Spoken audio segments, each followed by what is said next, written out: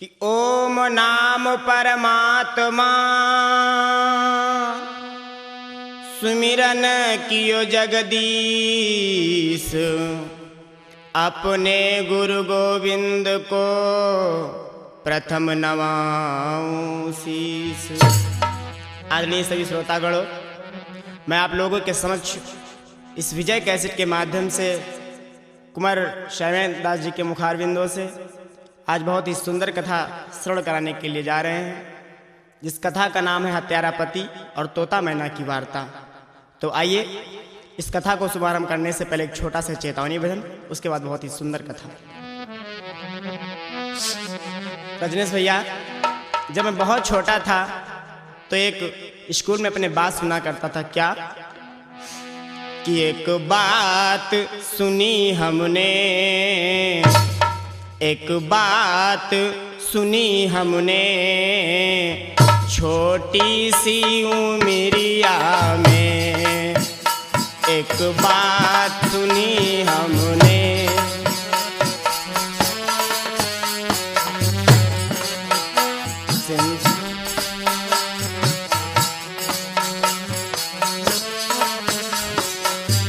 वो बात क्या थी?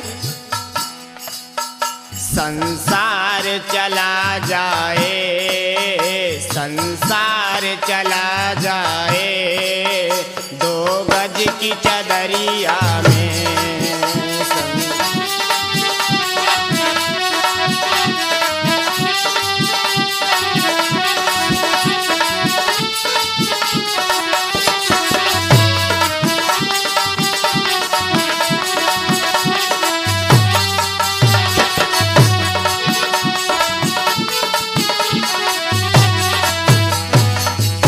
एक बात सुनी मैंने, छोटी सी उमरिया में,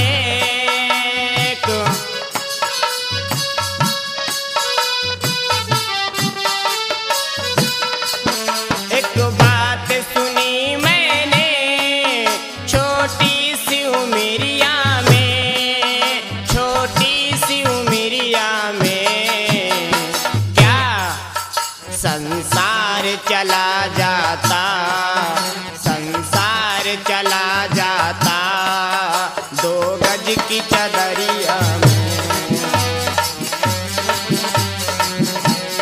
जय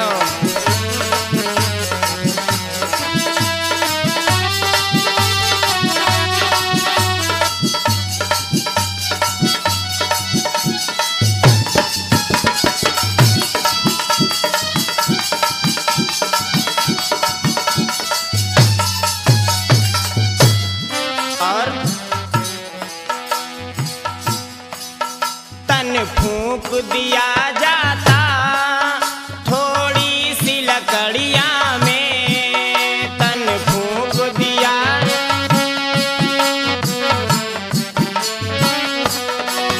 तन फूंक दिया जाता थोड़ी सी लकड़िया में, तन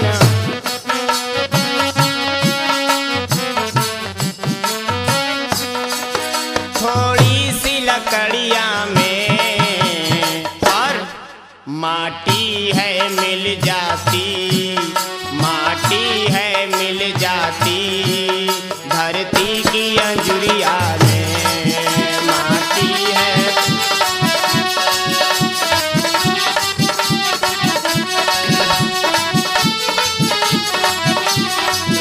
एक बात सुनी मैंने, छोटी सी उमरिया में,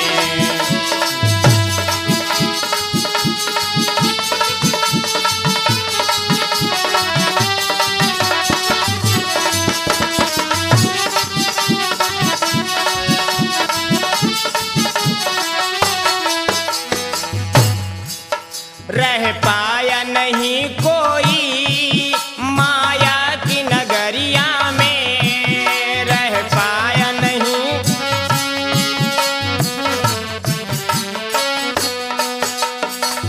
चाहे वो राजा हो चाहे वो भिखारी हो, जिसने इस मृत लोक में जन्म लिया है उसका मरना निश्चित है। इसलिए रह पाया नहीं कोई माया की नगरिया में,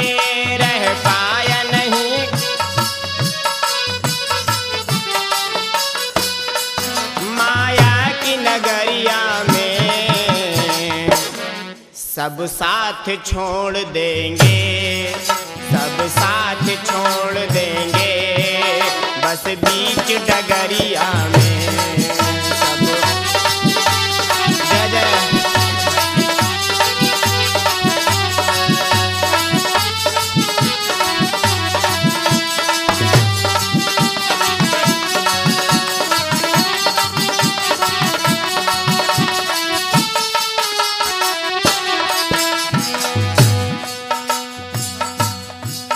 तूने पाप भरे काफी कर्मों की गगरिया में, तूने पाप भरे,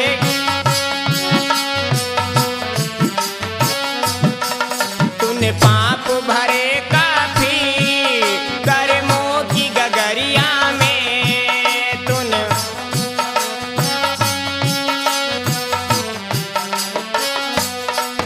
कर्मों की गगरिया में कर देंगे छेद घर के, कर देंगे छेद घर के, अब तोरी खपरिया में कर देंगे छेद घर के, अब तोरी खपरिया में।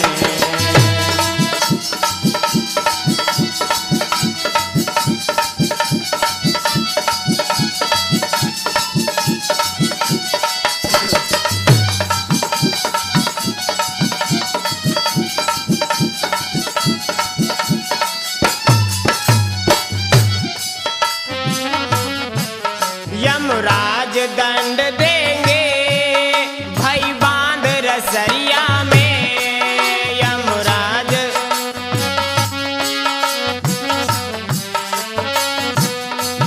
यमराज दंड देंगे भाई बांध रसरिया में, यमराज।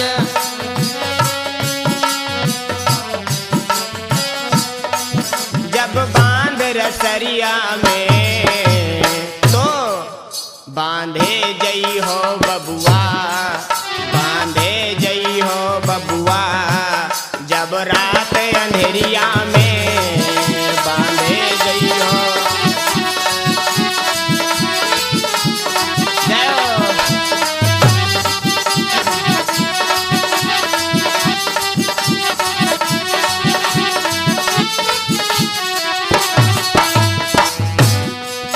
नहीं भजन किया पगले तूने प्रभु की दुआरिया में, नहीं भजन किया,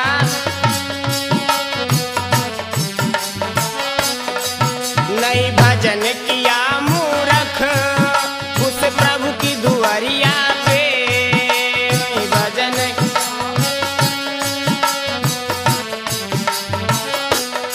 कोई इस प्रभु की दुआरिया पर शैलेंद्र भजन कर ले, शैलेंद्र भजन कर ले, मानुष की उमरिया में शैलेंद्र।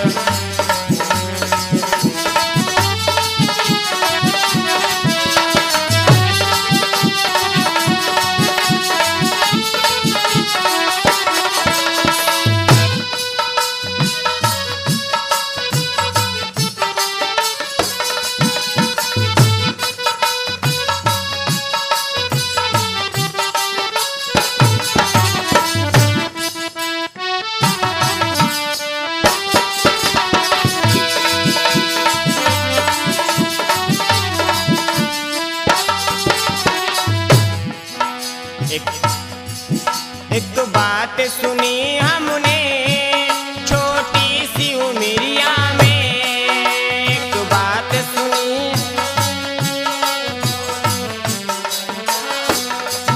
छोटी सी उमरिया में, क्या संसार चला जाए, संसार चला जाए माया की नगरिया में।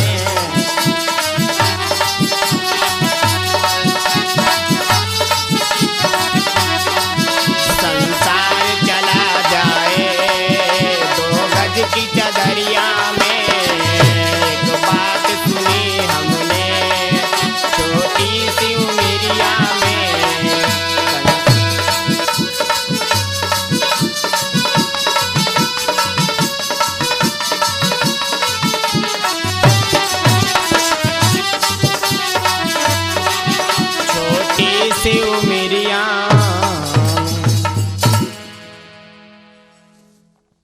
तो आइए मेरे प्रेमी भक्तगणों, मैं आप लोगों के समक्ष बहुत ही सुंदर आख्यान आप लोगों को श्रवण कराने जा रहा हूं। एक जगह है जिसका नाम है रमणीक द्वीप। वहां पर बहुत ही सुंदर वन है, बहुत ही सुंदर सरोवर है। उसी सुंदर वन में बहुत सारे पशु पक्षी अपना अपना घोंसला बना करके रह रहे हैं।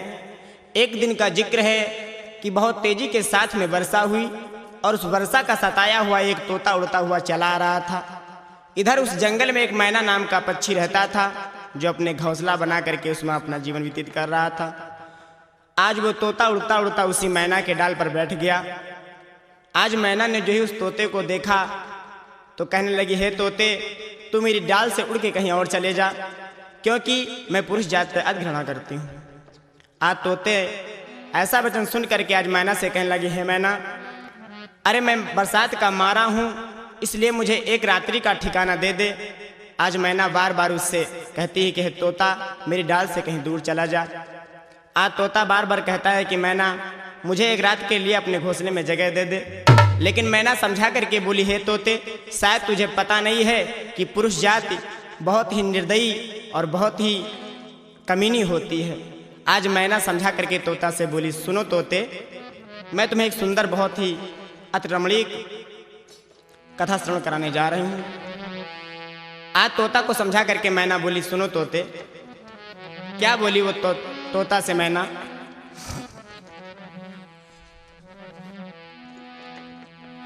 कि बोली मैनाए सुन तोते, मैं एक कथा बतलाती हूँ। भानुपुर नाम का एक शहर नपबीर सेन बतलाती हूँ।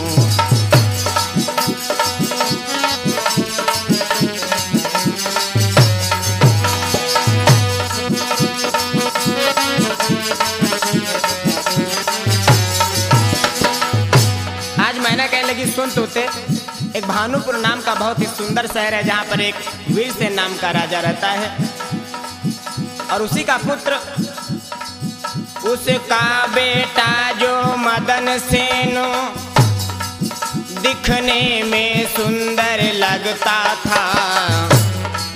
सुंदर भी और सुगर भी था, मतवाली चाल वो चलता था।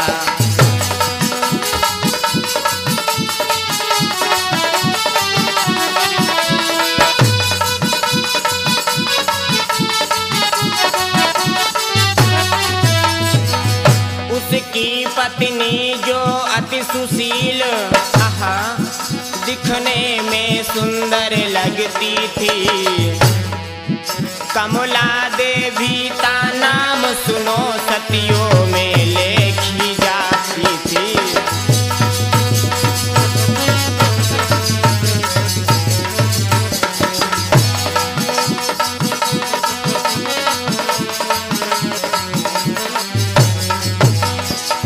आज उस मदन सेन की बहुत ही सुंदर नारी है जिसका नाम है कमला। भक्तों, कमला इतनी सती है, इतनी पतिव्रता नारी है कि अपने पति की सेवा में आठों पहर लगाती है। कैसे?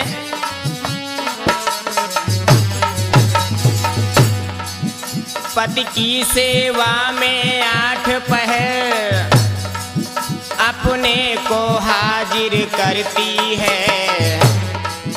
दिनचर्या से पहले उठकर पति का शुभ दर्शन करती है।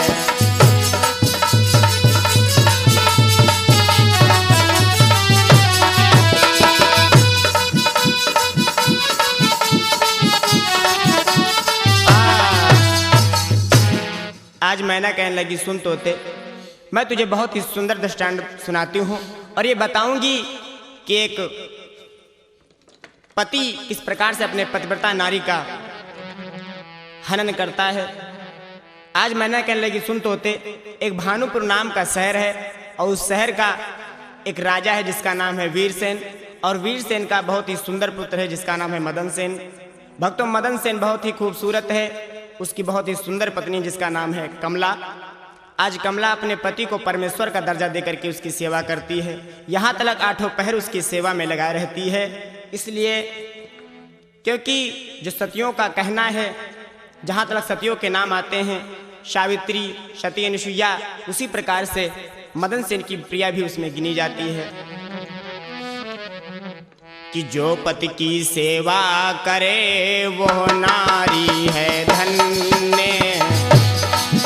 अरे मदन सेन की प्रिया भी है उनमें ही धन्य।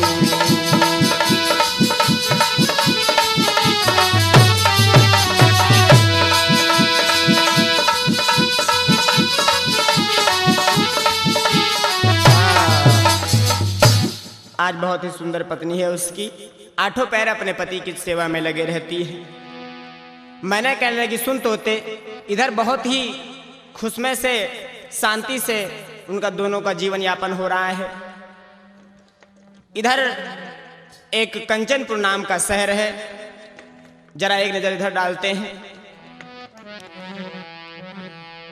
कि कंचनपुर एक शहर है बसे समुद्र किनार। इंद्रसेन ताको नृपति उसकी राजकुमार। एक कंचनपुर नाम का शहर है जहाँ के राजा हैं चंद्रसेन, और चंद्रसेन की बहुत ही सुंदर लाडली है कि इंद्रसेन की लाडली मृगनयनी शुभ नाम। गौर बदन चेहरा सुघर चंद्र बदन उजियार। चंद्रसेन की बहुत ही सुंदर लड़की है जिसका नाम है मृगनयनी। आज वो मृगनयनी देखने में कैसी लगती है जरा एक झलक दिखाते हैं कि चंद्र बदन अभिशेष सांवले केस लाडली प्यारी। कि देखन में बड़ी मुलूकी रे लड़कनी उम्र की बारी। बहुत ही सुंदर कन्या है उसकी। देखन में बड़ी मुलूकी रे उम्र में लड़कनी बारी।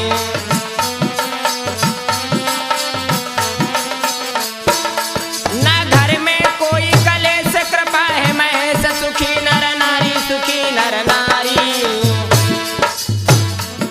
सखियन में खेले खेल करे उजियारी। सखियन में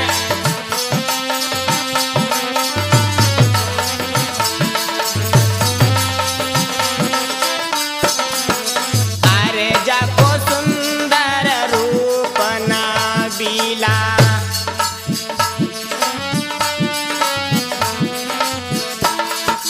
अरे जाके लटक पीतांबर ना बीला।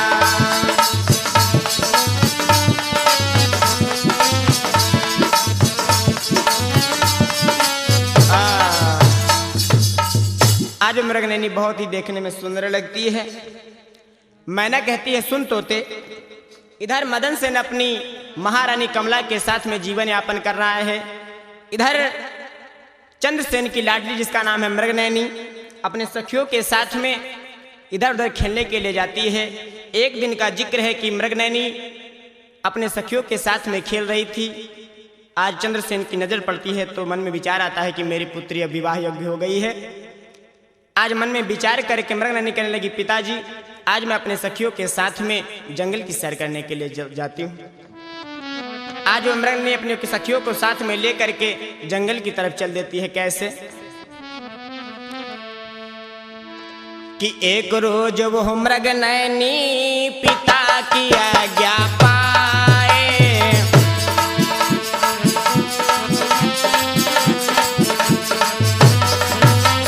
रथ पर चढ़ सखियों सहित जंगल पहुंची जाए।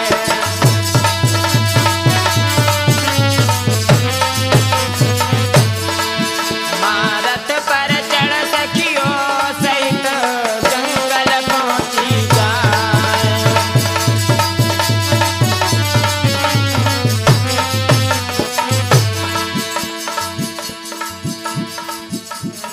आज वो मृगनयनी अपने सखियों को साथ में लेकर के जंगल की तरफ चल देती है।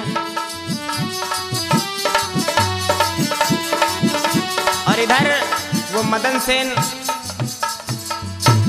जंगल में शिकार खेलने के लिए चलता है कि मदन सेन उस रोज ही रथ को लियो सजाए। शिकार को वन में पहुँचो आए। इधर वो मृगनयनी अपने सखियों को साथ में लेकर के उसी जंगल में पहुंचती है। उधर वो मदन सेन उसी रोज अपनी पत्नी से इजाजत लेकर के जंगल में शिकार खेलने के लिए चल देता है। इधर मृगनयनी अपने सखियों के साथ में उसी जंगल में विचरण कर रही है।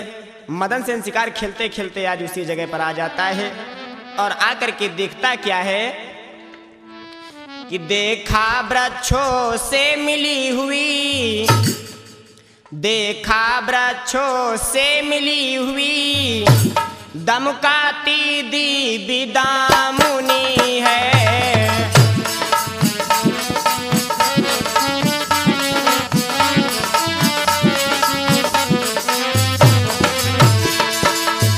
नप कन्याओं के साथ साथ, नप कन्याओं के साथ साथ अथवा स्वर्ग की कामनी है।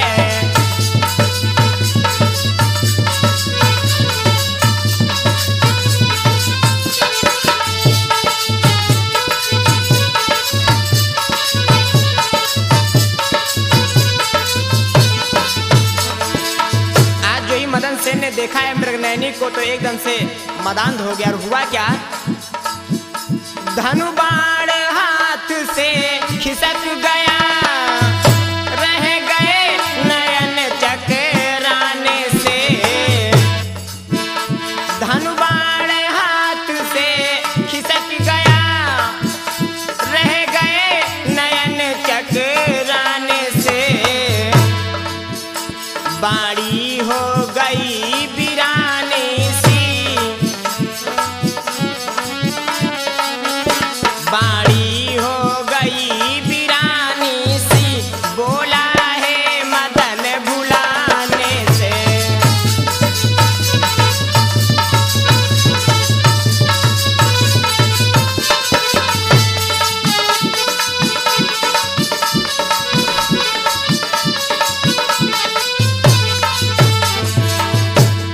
आज मदन सेन उस कन्या को देख करके पागल हो गया और पास में जाकर के पूछने लगा, कन्या तू कौन है? और क्या बोला मदन सेन, इस जंगल में ऐसा सिंगार, फगनी में सुंदरता देवी, मृग के समान आंखों वाली, मृग के समान आंखों वाली, कुछ अपना पता बता देवी।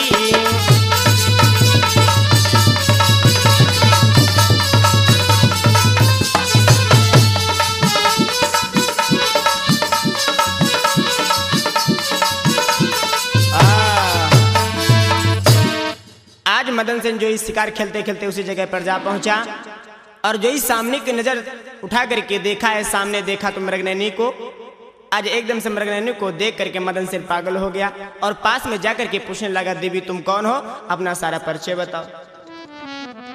मैंने कहने लगी, सुन तोते, आज मदन सेन जिस प्रकार से मृगनयनी के ऊपर पागल है, उसी प्रकार से मृगनयनी भी मदन सेन के ऊपर दीवानी हो गई। आज मदन सेन के पूछने पर वो मृगनयनी कहती है कि महाराज मैं कंचनपुर के रहने वाली हूँ और मेरे पिता का नाम है चंद्रसेन, मैं उसकी राजकुमारी हूँ। मैंने कहने लगी, सुन तोते, आज मदन सेन उस कन्या का सारा परिचय पूछ करके अपने महल की तरफ चल देता है। इधर वो मृगनयनी अपने सखियों को लेकर के अपने महल की तरफ चल देती है। और जो ही इधर मदन सेन महल के पार आता है, उसकी महारानी जिसका नाम है कमला, हाथ में कंचन की थाली लिए हुए अपने पति की याद में बैठी है, इंतजार में बैठी है। और जो ही अपने पिया को आता देखा है, आज वो कमला उठ करके खड़ी हो गई और कंचन की थाल में आरती लेकर के अपने पिया का स्वागत करने लगी। लेकिन मदन सेन इतना दीवाना है कि उसका दिमाग नहीं काम कर रहा है। आज कमला जो ही अपने पिया को देखती है तो मन में विचार करने लगी कि आवत देखो पिया मगन भैया गई हथियारी, झट गई पिया की बाहर पलंग बैठारी। क्या बात है, आप इतने उदास क्यों हैं? अरे आपके चेहरे पर उदासी कैसी छाई है?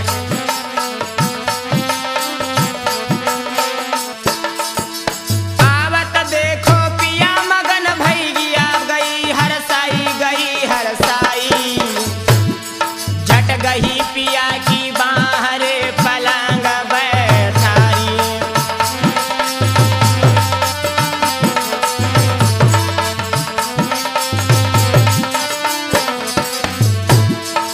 सुंदर आसन दार दई बैठारी पिया हितकारी पिया हितकारी। बलमा की दासा देख के दुखी भई रानी।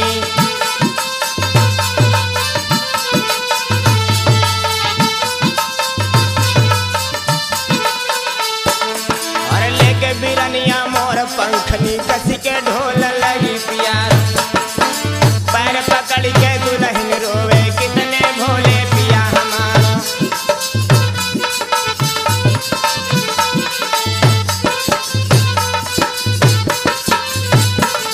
हर पैर पकड़ के दुल्हन रोवे कितने विपदा पड़ी पसार। हर दशा देख के आज बलम की तब दुल्हन ने गिरा उजार।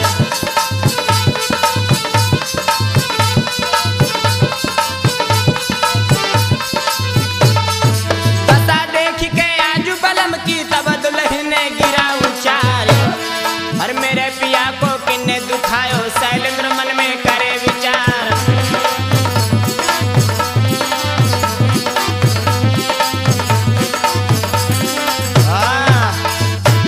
आज जो ही कमला ने अपने पिया के चेहरे की तरफ देखा है, एकदम से कंचन की थाली को रख देती है और मन में विचार करने बोली, पिया क्या बात है, तुम तो जंगल में शिकार खेलने के लिए गए थे, लेकिन तुम्हारे चेहरे पर इतनी उदासी क्यों छाई है?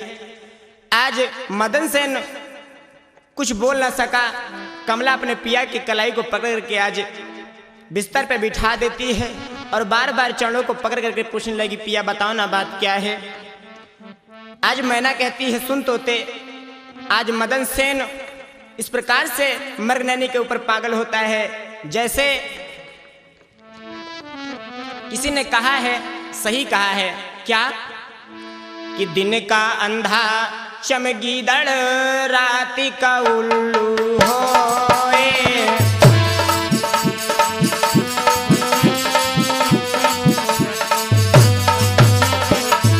चमगीदड़ को दिन में नहीं दिखाई देता है और रात में उल्लू को नहीं दिखाई देता, लेकिन रात दिन में किसको नहीं दिखाई देता है? दिन का अंधा चमगीदड़ राति का उल्लू होए। काम अंधा रात दिन बुद्धि गई सब खोए।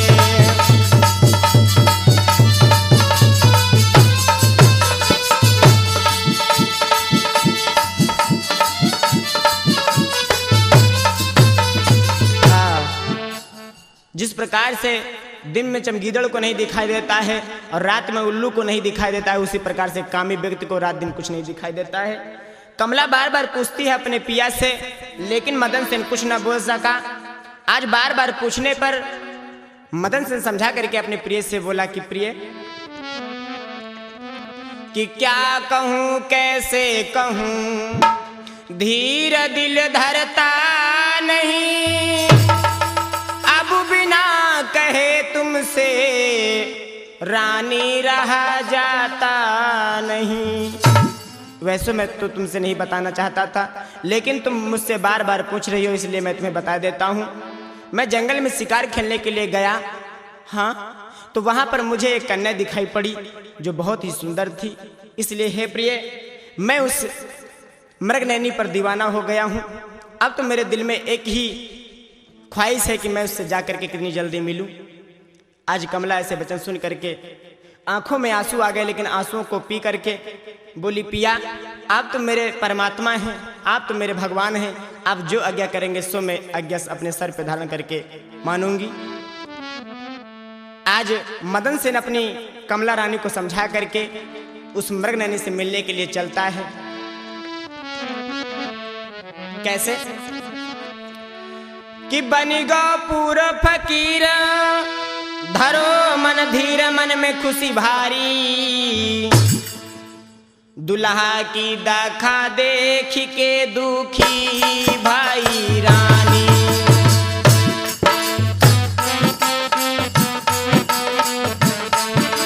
दुल्हा की दासा देख के दुखी भाई रानी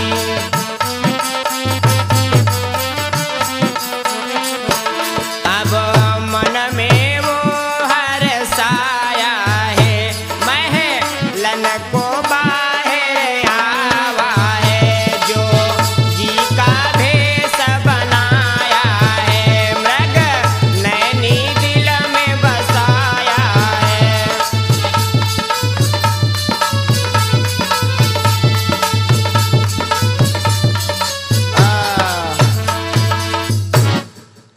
मदन सेन मृगनयनी को दिल में बसा करके आज अपना कमला रानी को समझा करके रात ही में एक साधु का भेष बना करके महल से बाहर निकला।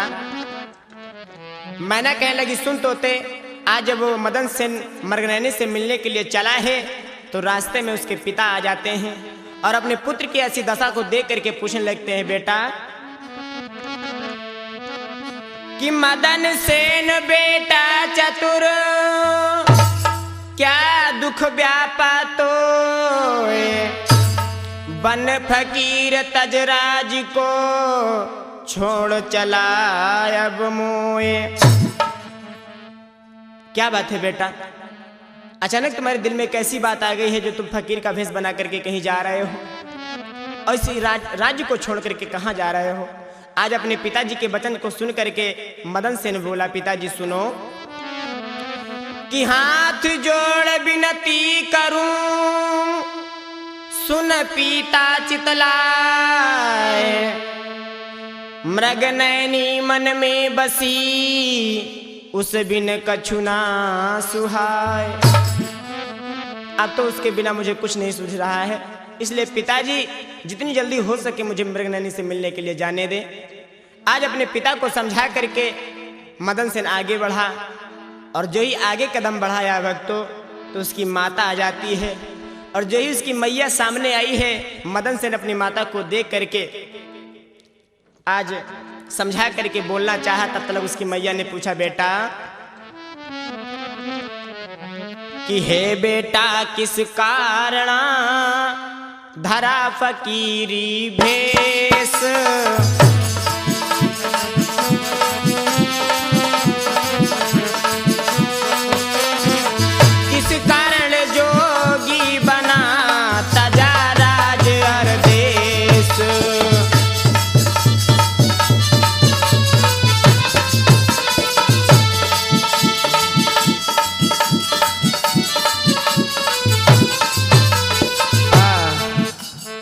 आज माता जी के पूछने पर मदन सेन कहने लगा माता जी माँ कि हाथ जोड़ विनती करूं सुन माता चितलाए मृगनयनी देखे बिना मुझे न कछु सुहाए। आज अपने माता पिता को समझा करके मदन सेन आगे बढ़ना चाहा लेकिन भक्तों जो ही मदन सेन ने आज अपने महल से बाहर कदम बढ़ाना चाहा उसी समय आज कमला आकर के चरणों में गिर पड़ती है और रो करके बोली पिया। आज कमला अपने आंखों में आंसू ला करके बोली पिया कि जोड़े दोनों हाथ रे बचन सुनायो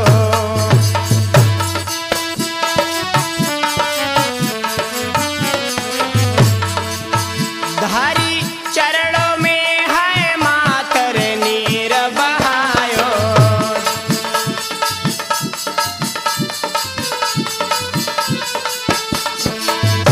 महाराज अर्जन को मेरी सुन लीजिए जो कुछ आज्ञा होए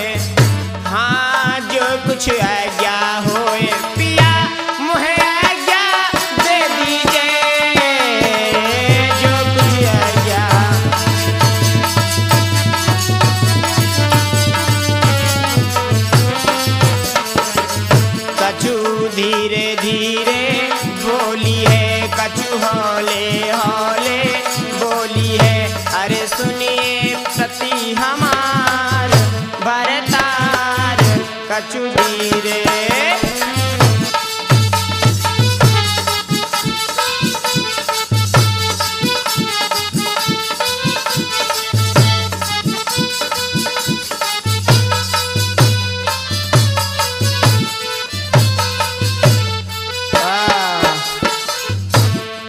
आज कमला रो करके बोली, पिया मुझे छोड़ करके मत जाओ, या तुम मुझे छोड़ करके चले जाओगे तो मैं किसके सहारे यहाँ पर जीऊंगी।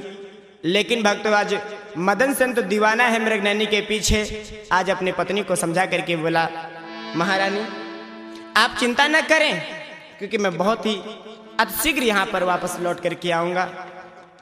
आज मैंने कहने लगी, सुनते थे इधर कमला रोती रही, उधर मदन सेन फकीर का भेष बना करके चल देता है कि बन गया जोगी मदन